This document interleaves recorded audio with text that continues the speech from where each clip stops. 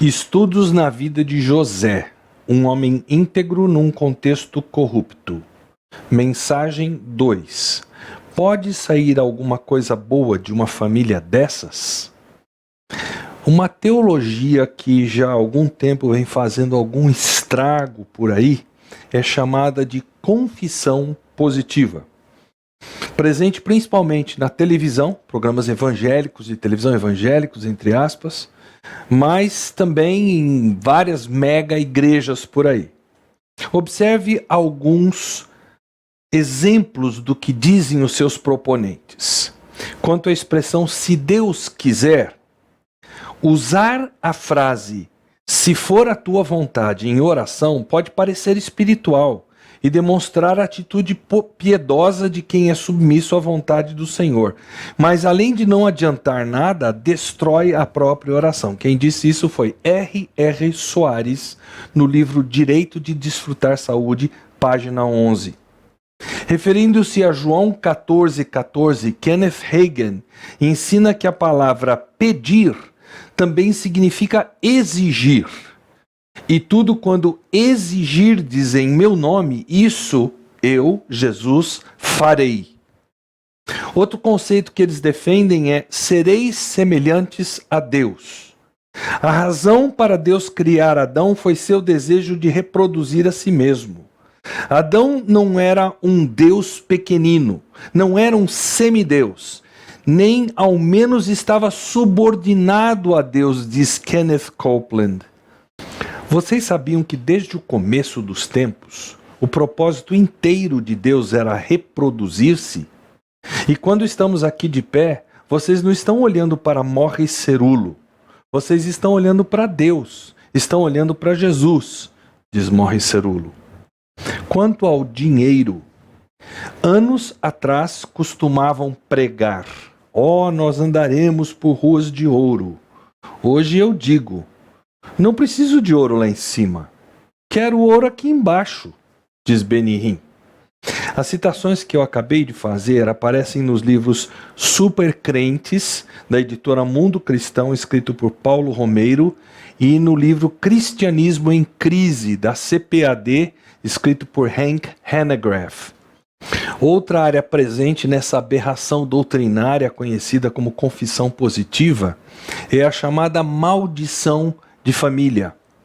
Segundo um dos seus defensores, Jorge Linhares, no livro Bênção e Maldição, página 16, ele que é pastor em Belo Horizonte, a maldição é a autorização dada ao diabo por alguém que exerce autoridade sobre outrem, para causar dano à vida do amaldiçoado.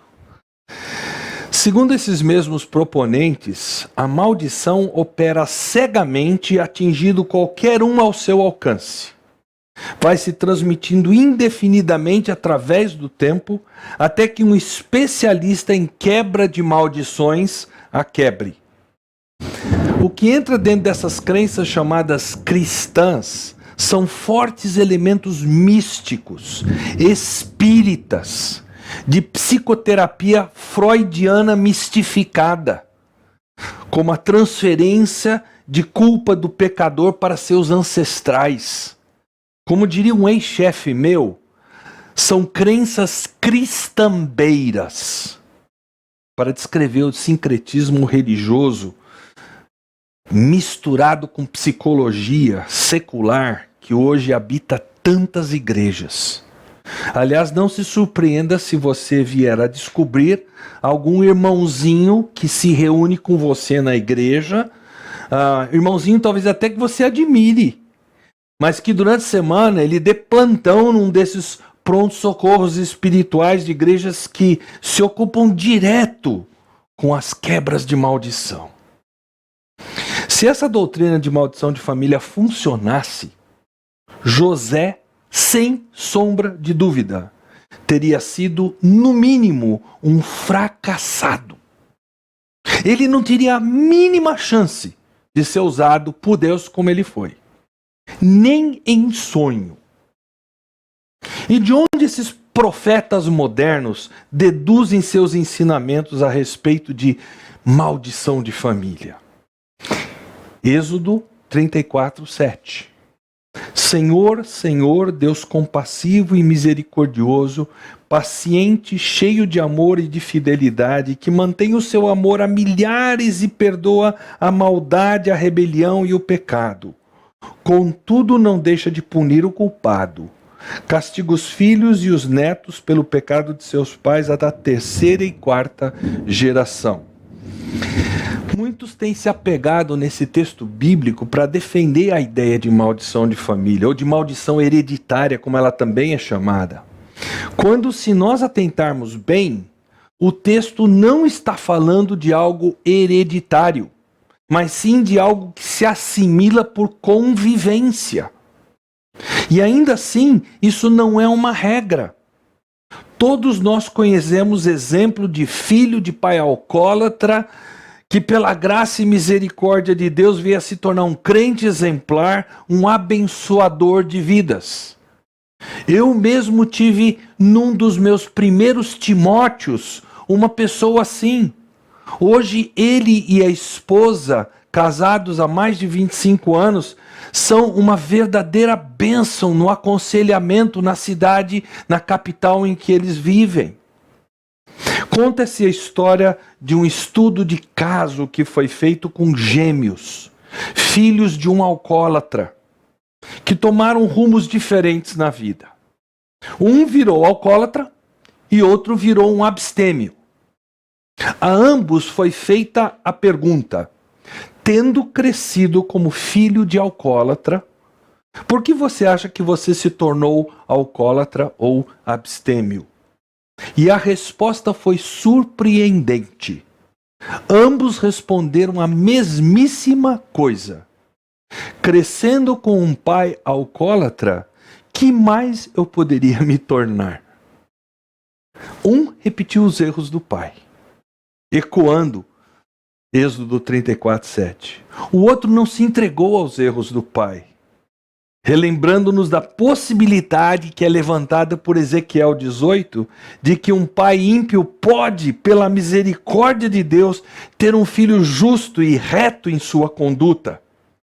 Fato é que José foi um sucesso, a despeito da família onde ele nasceu, e de todos os problemas e pecados existentes na família dele.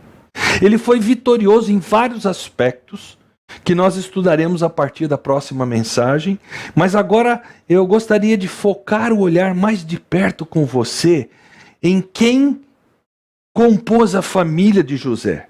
Porque o meu desejo agora é propor que o calibre da sua família não é obrigatoriamente determinante de seu futuro. E embora isso seja uma moeda de dois lados, ou seja, tanto sua família pode ser boa e temente a Deus e você não se tornar uma bênção, e até viver e morrer afastado de Deus, como também, o outro lado da moeda, sua família pode ser uma verdadeira tranqueira, como a gente diria na gíria, e ainda assim você vir a ser poderosamente usado por Deus. É desse segundo lado da moeda que nós vamos falar hoje. Identidade da família de José. José era bisneto de Abraão e neto de Isaac. Poderíamos começar com Abraão e Sara e a decisão deles de Abraão ter um filho com a escrava Agar. Mas vamos diretamente a Isaac e Rebeca, os avós de José. Isaac e Rebeca tiveram gêmeos não idênticos. Isaac preferia Esaú, o mais, digamos assim, em linguagem clara, brutamontes, e Rebeca preferia o mais decidido, mas ao mesmo tempo mais matreiro dos filhos. Essa predileção deles ajudou a criar uma situação terrível em família. Quando Jacó era adolescente, ele enganou Esaú, convencendo-lhe a lhe dar o direito de primogenitura, em troca de um prato de sopa.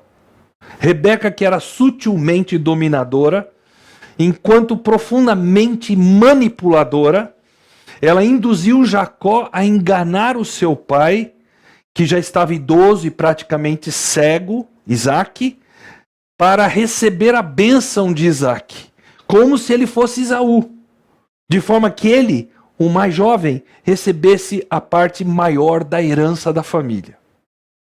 A trama para ser abençoado pelo pai, passando-se por Esaú, eu diria que ela daria uma boa minissérie de TV nos nossos dias.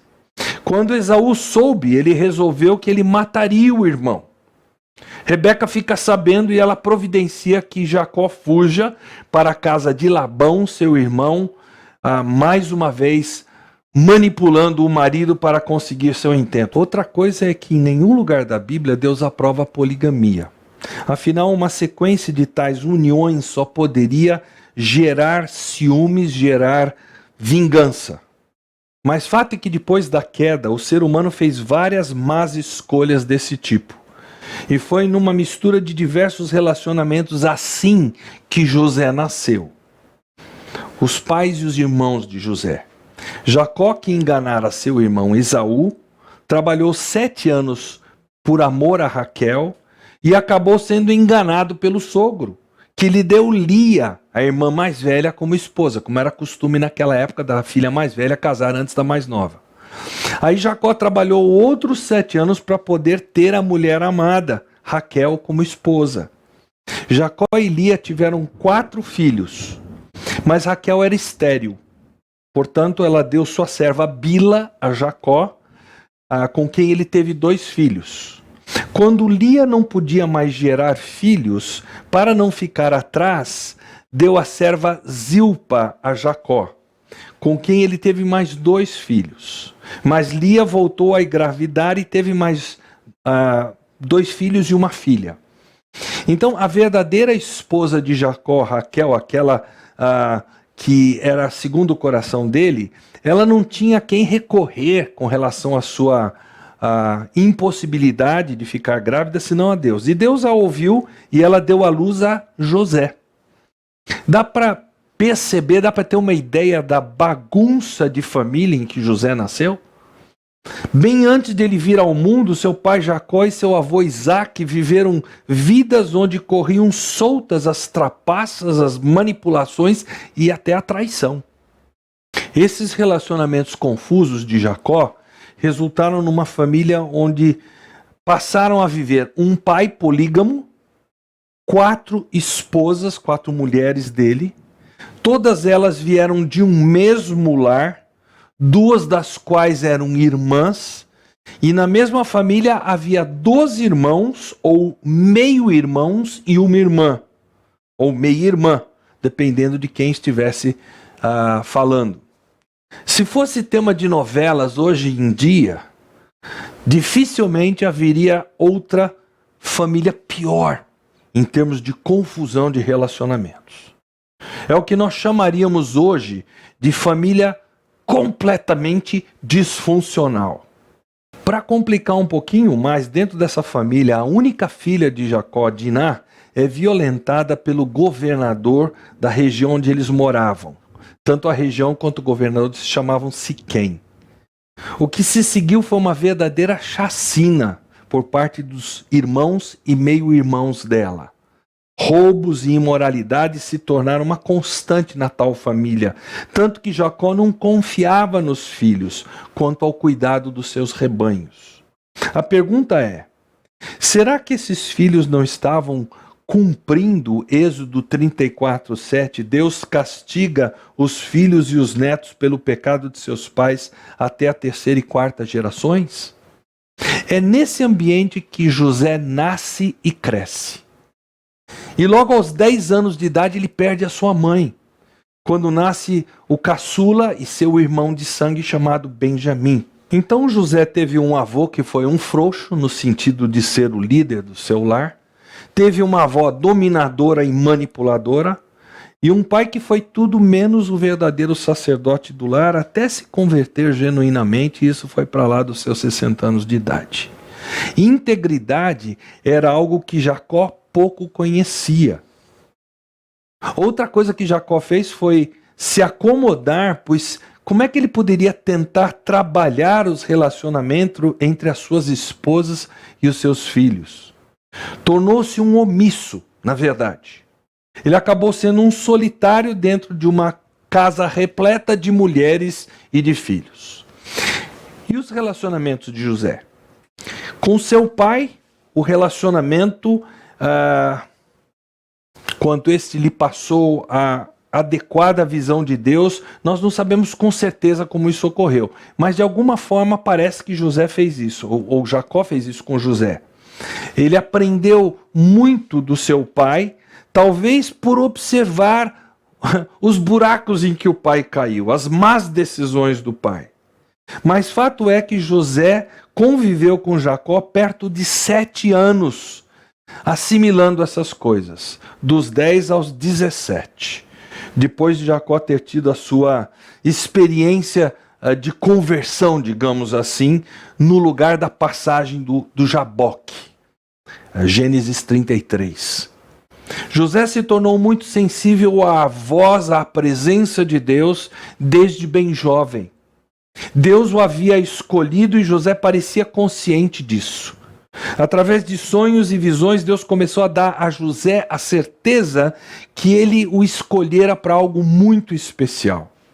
E ao estudarmos os aspectos de José, logo perceberemos que ele foi íntegro, perseverante, tão diferente do seu pai, Jacó, que, embora pai da nação de Israel, por desígnio de Deus, foi alguém que decepcionou em várias oportunidades, pelo menos até perto dos seus 60 anos de idade, repito, quando parece-me que foi a sua real conversão, a sua real entrega a Deus, quando ele se reencontrou com Esaú. Como é que era o relacionamento de José com seus irmãos? Pior impossível. José era o predileto de Jacó. E todos os irmãos sabiam muito bem disso. Mas dia menos dia, ele viria a ter o direito de primogenitura. Ele receberia as propriedades de família, enquanto os irmãos teriam que se separar da família. Para piorar a situação, Jacó ainda dá para o seu filho José uma túnica longa e colorida, que era uma demonstração de predileção. E ele não esconde isso dos demais filhos. Os irmãos começam a ver o dia de passar tudo para as mãos de José, chegando cada vez mais perto. Mas tinha mais. Jacó confiava em José, mas ele não confiava nos irmãos de José. Como Jacó era um bom administrador, em termos de dinheiro, ele queria que a sua propriedade fosse bem cuidada. Os filhos não inspiravam confiança. E ele queria que a sua propriedade fosse bem cuidada. José, ao contrário, ele se mostrava bastante objetivo, bastante competente para mostrar ao pai que os irmãos eram pouco seletivos com o pasto que eles escolhiam para as ovelhas, com o cuidado das ovelhas em si, o cuidar das ovelhas estarem perto de água, por exemplo, a proteção do rebanho de predadores e assim por diante. José queria que o pai tivesse uma perspectiva adequada do que acontecia com seus rebanhos. Ele não tinha necessariamente a intenção de dedar os irmãos, ele não tinha bronca dos irmãos, como alguém pode deduzir. Ele só não fazia vistas grossas à incompetência dos seus irmãos em cuidar da propriedade de seu pai.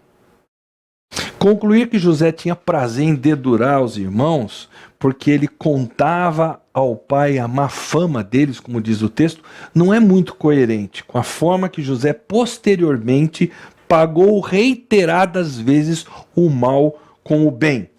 Avaliando pela capacidade de José administrar a casa de Potifar, é muito mais provável que nessa atitude de José, o inconformismo com a má administração dos irmãos sobre as propriedades deixou ele irritado. E ele não podia deixar de falar isso para o pai. Mas ainda assim, o fato dos irmãos saberem que ele mantinha o pai informado daquilo que eles faziam de errado só ajudou a deteriorar o relacionamento deles. E por fim, mais um estrago no relacionamento é feito pelos sonhos de José, quando este os revelou à família. Quando José teve o primeiro sonho, vários feixes que eles atavam no campo, e os feixes dos irmãos se curvaram perante os feixes de José. E ingenuamente ele contou isso aos irmãos. Ele não atinou que havia uma diferença grande entre ele e os irmãos. Ele era um líder. Deus o estava preparando para isso, tanto que mais tarde ele se saiu muito bem como o segundo homem mais poderoso do Egito, administrando 7 anos de fome mundial. Mas seus irmãos não eram líderes. Eles eram covardes. E covardes sempre agem em gangues. Eram pessoas que não tinham autoconfiança e compostura proveniente de força interior, portanto, eles se escondiam um atrás do outro. O espírito de gangue ajudava cada um dos irmãos de José a não assumir as responsabilidades pelas ações que praticavam. A Bíblia diz que eles odiaram a José a partir desse momento. Aí José tem o segundo sonho. Sol, lua e 11 estrelas se curvavam perante ele, e mesmo sabendo que os irmãos haviam reagido forte ao primeiro, ele conta o segundo sonho. E o texto bíblico relata que os irmãos tiveram ciúmes dele. Eu creio que essa palavra é branda. Foi mais do que ciúmes que eles tiveram. Foi nessa altura que eles começaram a agir como uma verdadeira gangue, uma turba, crendo que se safariam com o assassinato do irmão. Mas aí nós encontramos a vitória sobre a triste herança familiar que José obteve. Mesmo nascendo e crescendo numa família moralmente confusa, José ainda conseguiu viver uma vida ética, uma vida reta, sempre pronta a ajudar os que estavam à sua volta. Ele, portanto, contrariando essa doutrina da maldição de família, é um primor de exemplo da verdade que declara: uma má criação não é necessariamente determinante para que alguém não possa viver uma vida reta e boa. Agora, por favor, não entenda mal o que eu estou dizendo. Eu não estou dizendo que pais que conhecem a verdade podem descansar em ser negligentes porque no fim tudo vai dar certo. Não é isso. O que eu estou dizendo é que mesmo tendo uma carga tremendamente negativa, quem sabe até de pais que não eram tementes a Deus, os filhos ainda podem vir a ser bênção, se eles conhecerem verdadeiramente a Deus, ao Senhor Jesus Cristo. A vida de José também nos ensina, nós constataremos isso nas próximas mensagens, que a carga que nós recebemos de herança, ela não é tão determinante quanto a perspectiva que nós temos de Deus e da vida. Ou seja, as coisas negativas que acontecem conosco podem ser vencidas se apenas tivermos uma atitude piedosa e correta para como haveremos de encará-las. Acontece que José era um sonhador que jamais desistiu dos seus sonhos, porque ele confiava no Deus que lhe dera os sonhos. José nunca desistiu do seu Deus, e Deus nunca desistiu de José. Ele parecia aquele coelhinho da propaganda da Duracell. Ele tinha energia que não acabava mais e ele persistia. José me lembra um outro importante personagem da história, que me lembro eu ter estudado no 2º grau. Aos 7 anos, a sua família perdeu a casa e ele teve que começar a trabalhar para ajudar no sustento. Aos 9 anos, ele perdeu a mãe. Aos 22, perdeu o emprego de balconista numa loja. Queria cursar direito, mas seus estudos não o qualificavam. Aos 23, ele entrou em dívidas para comprar uma loja em sociedade com um amigo. Aos 26, morre o seu sócio e amigo e ele herda uma dívida que leva 10 anos para pagar. Aos 28 anos, após cortejar uma moça durante 4 anos, ele a pede em casamento e ela não aceita. Aos 37, em sua terceira tentativa, ele é eleito deputado federal. 2 anos depois, ele perde a reeleição. Aos 41, ele perde seu filho de 4 anos. Aliás, apenas um de seus 4 filhos chegou à idade adulta. Aos 45, ele concorre ao Senado, mas perde. Aos 47 concorre à vice-presidência, mas perde feio. Aos 49 ele concorre novamente ao Senado e novamente perde. Aos 51 anos ele é eleito presidente dos Estados Unidos. Seu nome, Abraham Lincoln.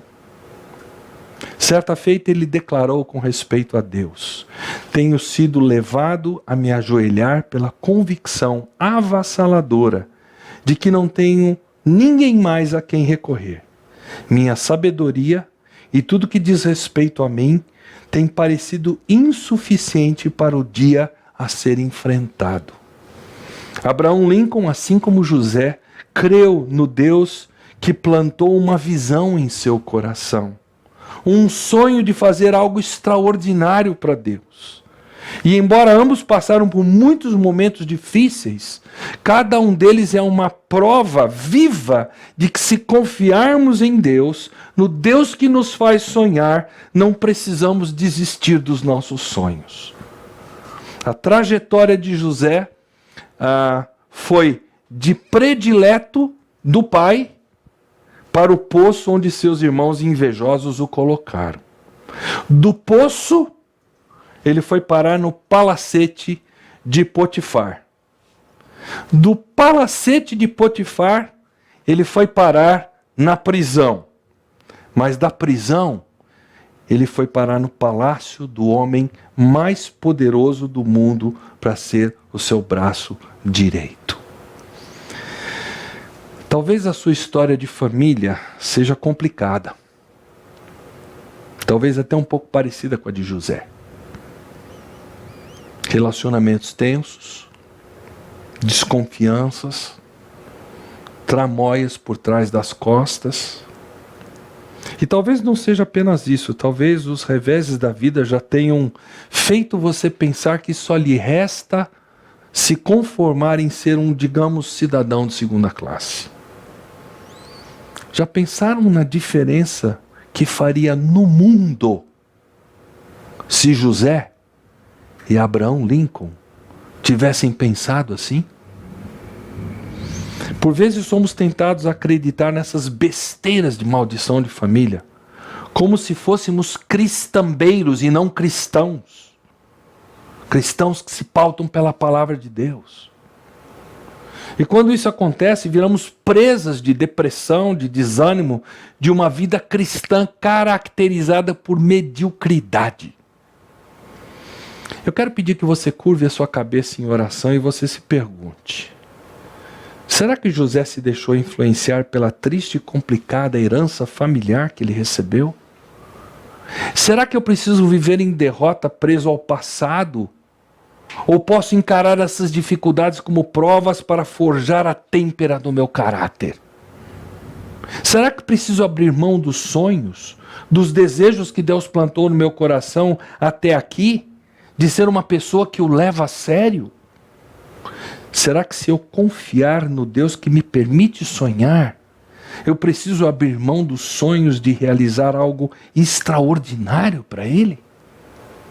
Permita que o Espírito Santo lhe conduza numa oração de conversa séria com Deus quanto ao seu futuro. Seu futuro está nas mãos do Deus Todo-Poderoso que amou você o suficiente para que Jesus, o seu Filho unigênito, morresse na cruz para lhe salvar, para lhe colocar num relacionamento pessoal com Deus Pai, lhe estender o tapete para uma vida realmente abundante. Converse com Deus agora.